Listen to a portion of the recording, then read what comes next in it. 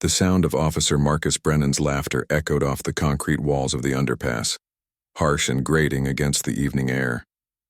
Before him, 12-year-old Sophie Martinez sat crumpled against the graffiti-stained wall, her school uniform, torn and dirty, blood trickling from a scrape on her knee. Her backpack lay scattered beside her, textbooks and papers strewn across the damp pavement. "Look at this little drama queen," Brennan sneered, his uniform crisp despite the late hour. His badge caught the harsh fluorescent light from the street lamp above. Probably staged the whole thing for attention. These kids today, always looking for someone to blame for their problems. Sophie's dark eyes filled with tears, but she pressed her lips together, refusing to give him the satisfaction of hearing her cry. The fall from her bicycle had been real enough. The loose chain had snapped as she'd tried to pedal away from the group of older boys who'd been following her home from school. They'd scattered when they saw the police car, leaving her alone, with an officer who seemed more interested in mockery than help. "Please," she whispered, her voice barely audible. "I just want to go home." Brennan's laughter grew louder. Home to what? Another sob story about how unfair life is? He crouched down, his face level with hers, close enough that she could smell the coffee on his breath. "Let me tell you something, kid. The world doesn't owe you anything. Maybe if you weren't riding around looking for trouble." She wasn't looking for trouble.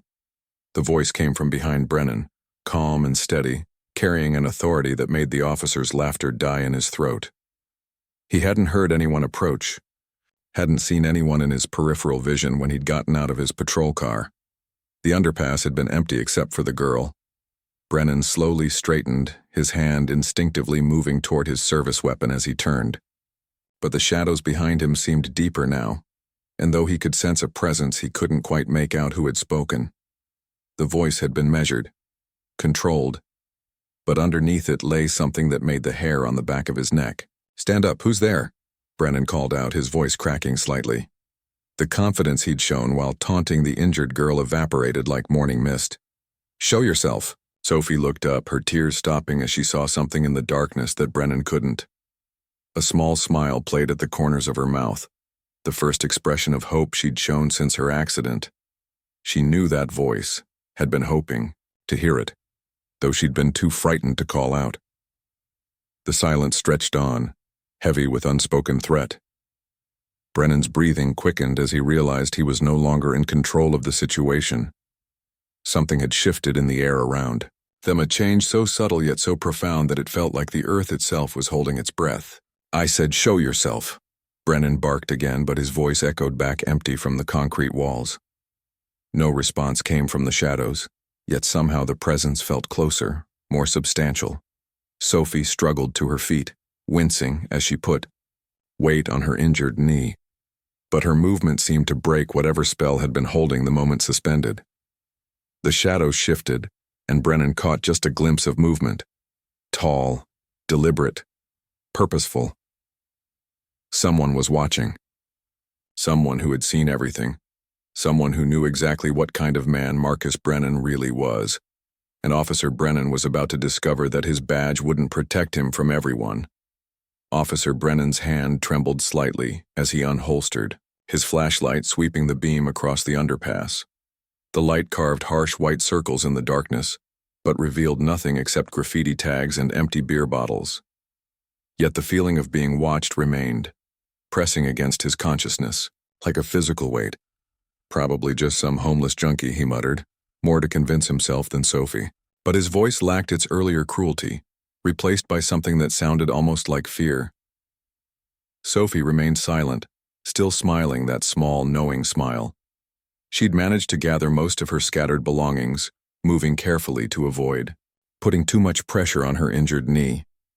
The blood had begun to clot, leaving a dark stain on her white knee-high sock. Brennan's radio crackled to life, making him jump. "Unit 47, what's your status?" He fumbled for the device, his eyes still scanning the shadows.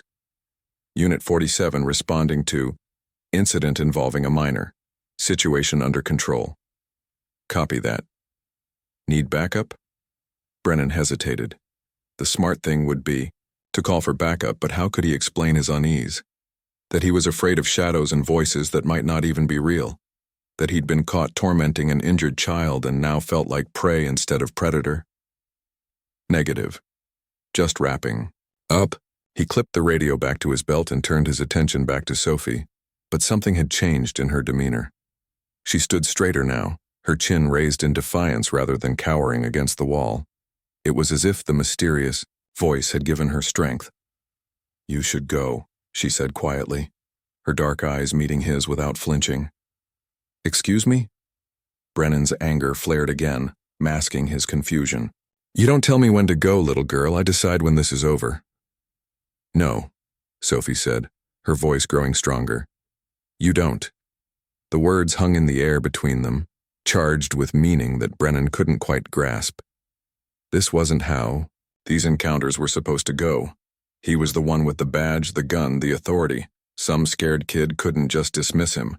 "Listen here, you little..." "Officer Brennan." The voice came again, closer this time, and Brennan spun around so quickly he nearly lost his balance. His flashlight beam swept wildly across the underpass, but still revealed nothing. Yet now he could hear something else. Footsteps, measured and deliberate, moving with the confidence of someone who owned the darkness. "How do you know my name?" Brennan's voice cracked on the last word. "I know a lot about you, Marcus." The voice seemed to come from everywhere and nowhere, echoing off the concrete in ways that made it impossible to pinpoint its source. "I know about the complaints that keep getting buried. I know about the settlements the city has paid out. I know about the children you've terrorized and the families you've destroyed." Brennan's blood ran cold. Those records were sealed. The complaints handled through internal affairs channels that were supposed to be confidential. Only someone with serious connections or authority could have access to that information. "Who are you?" he whispered. The footsteps stopped, and in the sudden silence, Brennan could hear his own heart hammering against his ribs. Sophie watched him with something that looked like pity now, as if she could see his world crumbling around him. "Someone who's been waiting a long time to meet you," the voice replied. "Someone who's seen enough." Brennan's radio crackled again, but this time the voice that came through wasn't dispatch. It was the same voice that had been speaking from the shadows, somehow broadcasting on his frequency. "Unit dispatch. This is a priority message regarding Officer Marcus Brennan, badge number 4751. Immediate investigation required for excessive force, child endangerment, and abuse of authority. Subject is currently at the 5th Street underpass, coordinates being transmitted now." Brennan ripped the radio from his belt, staring at it in horror. "That's impossible. You can't just... Watch me." The radio went dead, but Brennan could already hear sirens in the distance growing closer. The sirens grew louder, their wailing echoing through the narrow streets that led to the underpass. Officer Brennan stood frozen, his flashlight beam wavering as his hand shook. The impossible had happened. Someone had hijacked his radio frequency, and now backup was coming whether he wanted it or not. Sophie limped toward her bicycle, which lay on its side near the entrance to the underpass. The chain hung loose and broken, but she examined it with the focused attention of someone trying to ignore the chaos unfolding around her.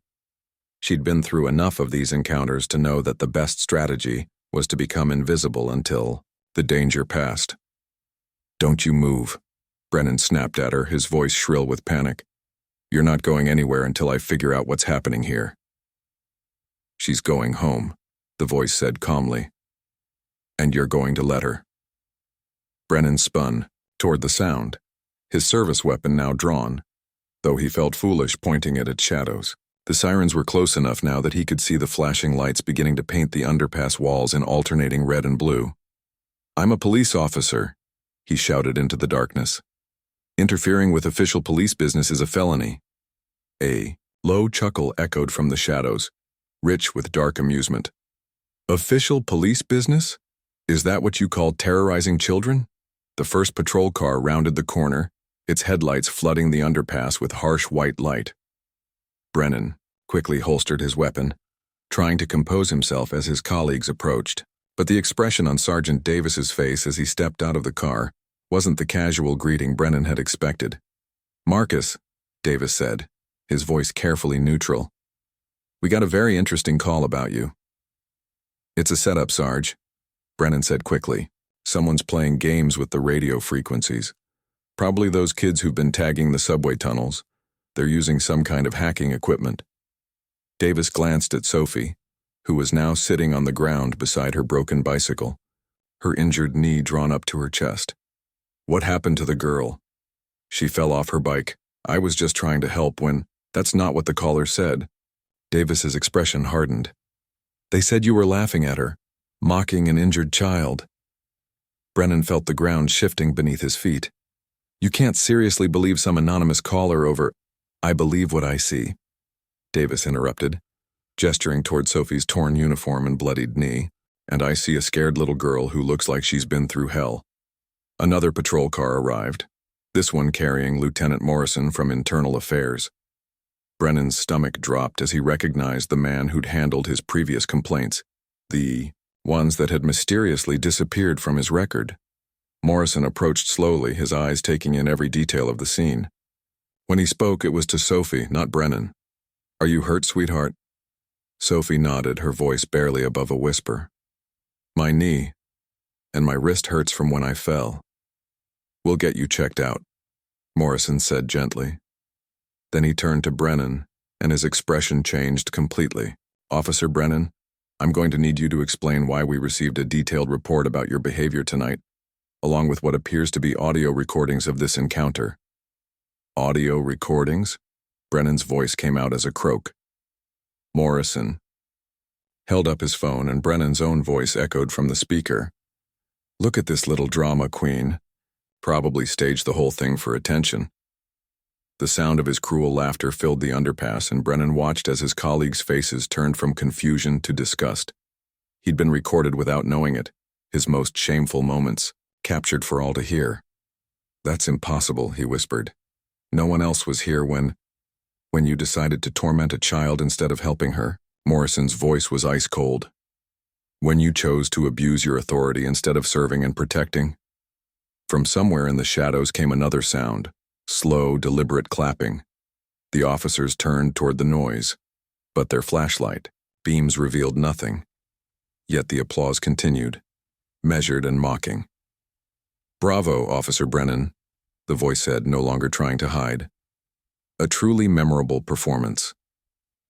And in that moment, as the clapping faded into silence, Brennan realized that whoever was watching had been recording everything from the very beginning. Every cruel word, every laugh, every moment of his twisted power trip had been captured. The hunter had become the hunted, and he still didn't even know who was pulling the strings. Lieutenant Morrison stepped forward, his flashlight beam cutting through the shadows as he searched for the source of the voice. Unlike Brennan, who had been panicking and swinging his light wildly, Morrison moved with the calculated precision of a 20-year veteran who had learned to trust his instincts. "This is Lieutenant Morrison, NYPD," he called out. "I need you to step into the light and identify yourself." The silence stretched for a long moment, and then footsteps echoed through the underpass, not hurried or furtive, but measured and deliberate. From the deepest shadows at the far end of the tunnel, a figure emerged into the harsh glare of the patrol car headlights. The man who stepped forward was tall and lean, wearing a well-tailored charcoal suit that somehow remained immaculate despite the grimy environment. His silver hair was perfectly styled, and his dark eyes held an intensity that made even the experienced officers take an unconscious step back. But it was the small girl who suddenly broke away from the group and ran toward him that made everything clear. "Grandpa!" Sophie cried, throwing her arms around his waist despite her injured knee. Judge Daniel Martinez, retired from the New York State Supreme Court, but still one of the most respected figures in the city's legal system, wrapped his arms around his granddaughter, his expression transforming from stern authority to gentle concern. "Are you all right, Mija?" he asked softly, kneeling to examine her injuries. His fingers were gentle as he checked her scraped knee and swollen wrist. Officer Brennan felt the color drain from his face. He recognized Judge Martinez now, had seen him on the news, had heard other officers speak his name with a mixture of respect and fear. This was the man who had sent corrupt cops to prison, who had cleaned up entire precincts with his zero-tolerance approach to police misconduct. "Judge Martinez," Lieutenant Morrison said, his voice carrying a respect that Brennan had never heard directed at him. "We weren't aware you were involved in this situation." "I became involved the moment my granddaughter called me, crying and afraid," Martinez replied, his voice carrying the same authority that had commanded courtrooms for 30 years. "She was being followed home from school by older boys, so I told her to take the route through here where I could meet her. I was running late from a meeting when I heard the commotion." He stood slowly, his arm still protectively around Sophie's shoulders. "I witnessed Officer Brennan's entire performance, every cruel word, every laugh at my granddaughter's expense, while she sat bleeding and frightened." Brennan tried to speak, but no words came. The realization hit him like a physical blow. He hadn't just been tormenting some random child. He'd been abusing the granddaughter of one of the most powerful men in New York's justice system. "The audio recordings?" Morrison asked. Martinez held up a small digital recorder. "I always carry one. Old habit from my days on the bench." His eyes fixed on Brennan with laser intensity. "Though I must admit I've rarely recorded anything quite so disturbing." Sergeant Davis stepped forward. "Judge, I want to apologize for—" "Don't apologize to me," Martinez said firmly. "Apologize to her." He gestured to Sophie, who was watching the proceedings with wide eyes. "She's the one who was victimized by an officer sworn to protect children like her." The judge's attention turned back to Brennan, who stood paralyzed under that withering gaze. "Officer Brennan, is it? Badge number 4751? Brennan managed a weak nod. "I've been looking into your record, Officer Brennan. It's quite extensive. 17 complaints in 5 years, most involving excessive force or inappropriate conduct with minors, all mysteriously resolved with minimal consequences." Morrison's expression darkened. "Judge, if there have been irregularities in the disciplinary process—" "Oh, there have been," Martinez said with grim satisfaction. "And they're all going to be investigated. Every buried complaint, every covered-up incident, every time this man's behavior was excused or ignored." He paused, letting the weight of his words sink in. "The corruption ends tonight." Sophie looked up at her grandfather with admiration and relief. She'd known he would come, had been waiting for his familiar voice to cut through her fear. "Judge." Martinez had been her protector since her parents died in a car accident 3 years ago, and she'd never doubted that he would be there when she needed him most. Brennan finally found his voice, though it came out as barely more than a whisper. I didn't know she was your granddaughter." The judge's expression grew colder. "And that matters how, exactly? Would her pain have been less real if she'd been some other child with no one to protect her?" The question hung in the air, and Brennan realized there was no answer that could save him now. He had revealed himself to be exactly the kind of predator who targeted the vulnerable, and he had done it in front of the one man in the city, with both the power and the determination to make sure he faced real consequences. Judge Martinez had been watching from the shadows, and now he was stepping into the light to deliver justice. The harsh lights of the patrol cars cast long shadows across the underpass as Judge Martinez carefully helped Sophie to her feet. His movements were gentle, but his expression remained granite hard as he turned his attention back to the officers assembled before him. "Lieutenant Morrison," he said, his voice carrying the authority of decades spent commanding courtrooms, "I'm formally requesting that Officer Brennan be immediately suspended pending a complete investigation. I have evidence of not only tonight's incident, but information that suggests a pattern of abuse that has been systematically covered up." Morrison nodded grimly. "Judge, I give you my word that this will be handled properly. Marcus, I need your badge and weapon. You're suspended effective immediately." Brennan's hands shook as he removed his badge, the metal that had once represented his authority now feeling like lead in his palm. "This isn't fair," he mumbled. "I've given 12 years of service to this department. 12 years of terrorizing the people you were sworn to protect," Martinez replied coldly.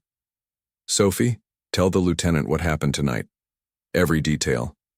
Sophie's voice was stronger now, supported by her grandfather's presence. She recounted how the boys had been following her home from school, how her bicycle chain had broken when she tried to escape, and how Officer Brennan had arrived to find her injured and afraid. "He didn't even ask if I was hurt," she said, her young voice cutting through the night air.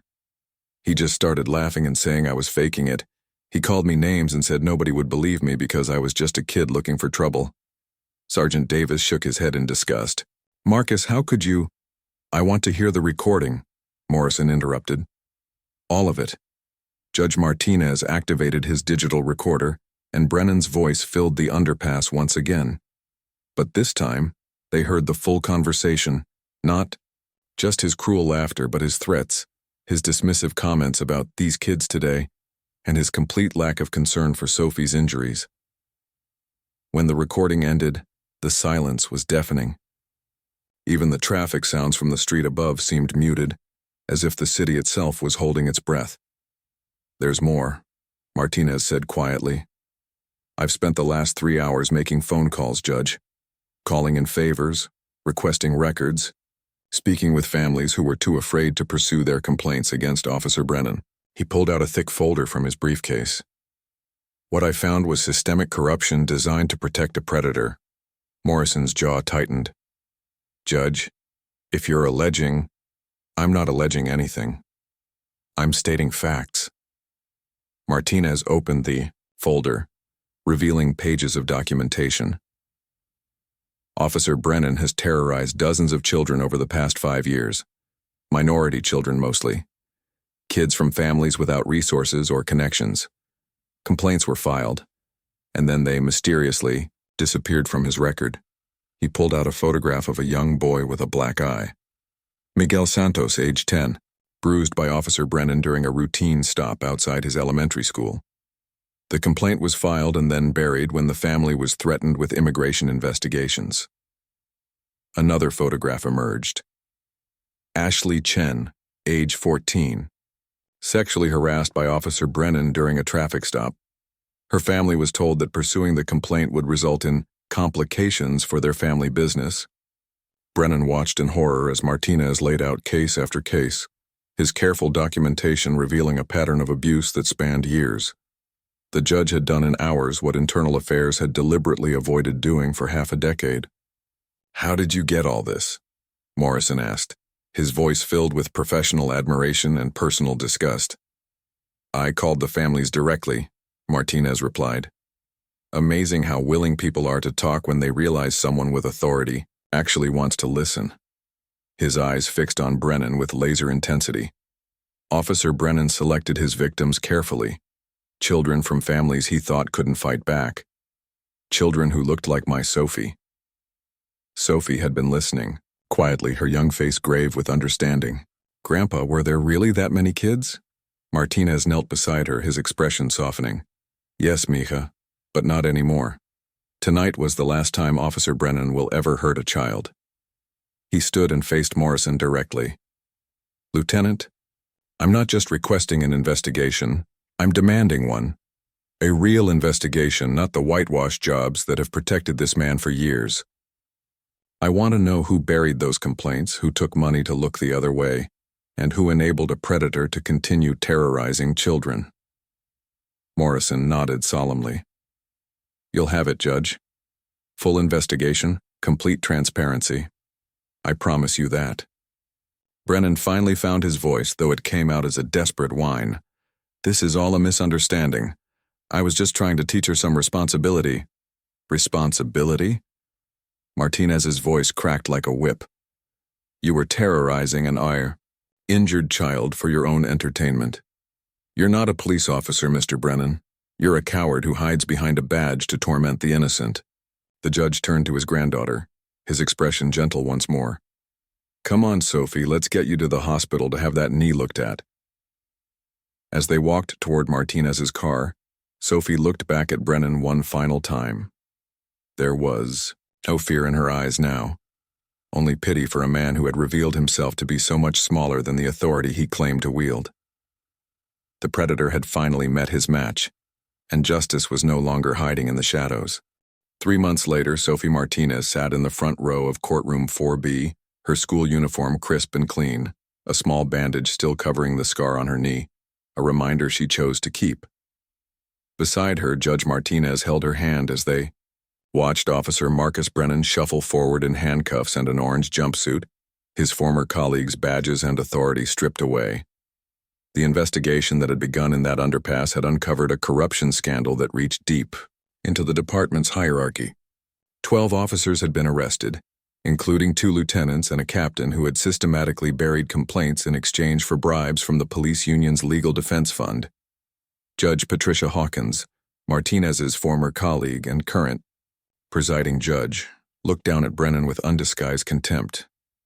Mr. Brennan, after reviewing your case and the testimonies of 23 victims, this court finds you guilty on all counts: child endangerment, abuse of authority under color of law, assault, and conspiracy to obstruct justice.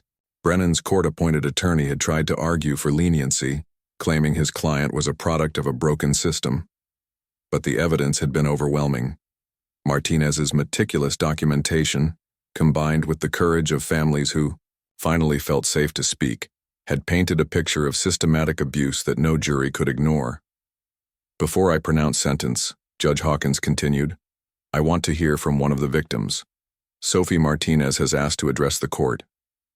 Sophie stood slowly, her grandfather's encouraging smile giving her strength. She walked to the witness stand with the same quiet dignity she had shown that night in the underpass. But now there was something else in her bearing, the confidence of someone who had seen justice prevail.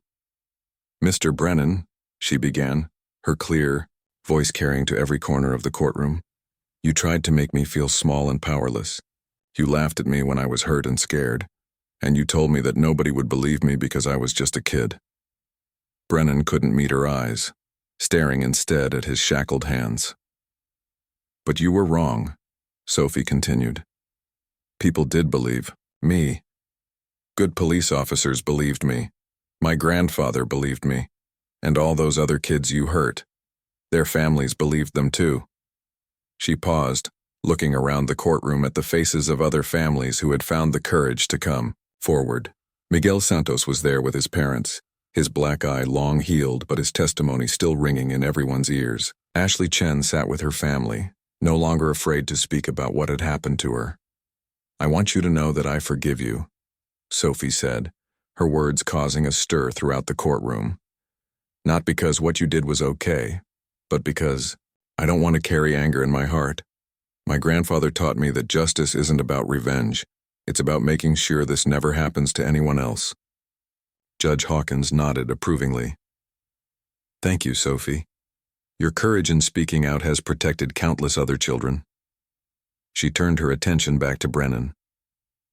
Marcus Brennan, I hereby sentence you to 15 years in state prison with no possibility of parole for 7 years. Additionally, you are permanently barred from any position of public trust or authority. As the bailiff led Brennan away, he finally looked up at Sophie. For just a moment, their eyes met across the courtroom. There was no cruelty left in his gaze, only the hollow recognition of a man who had destroyed his own life through choices he could never undo. Outside the courthouse, Lieutenant Morrison, recently promoted to captain after helping expose the corruption, waited with a small group of officers. They had requested this meeting, and Judge Martinez had agreed to it. Sophie, Captain Morrison said, kneeling to her level, on behalf of the New York Police Department, I want to apologize for what happened to you. Officer Brennan's actions were inexcusable, and the system that protected him was broken.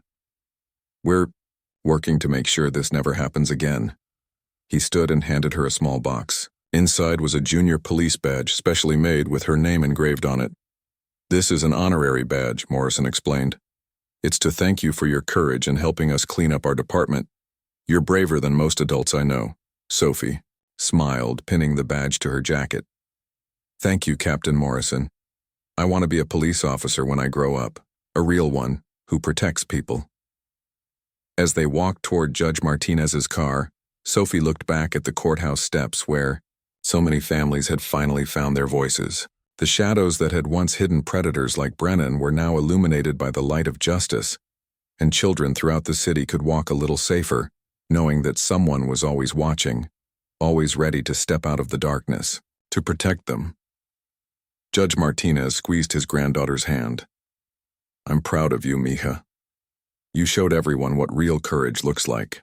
Sophie smiled up at her grandfather, the man who had taught her that justice might sometimes hide in the shadows, but it always steps into the light when it's needed most.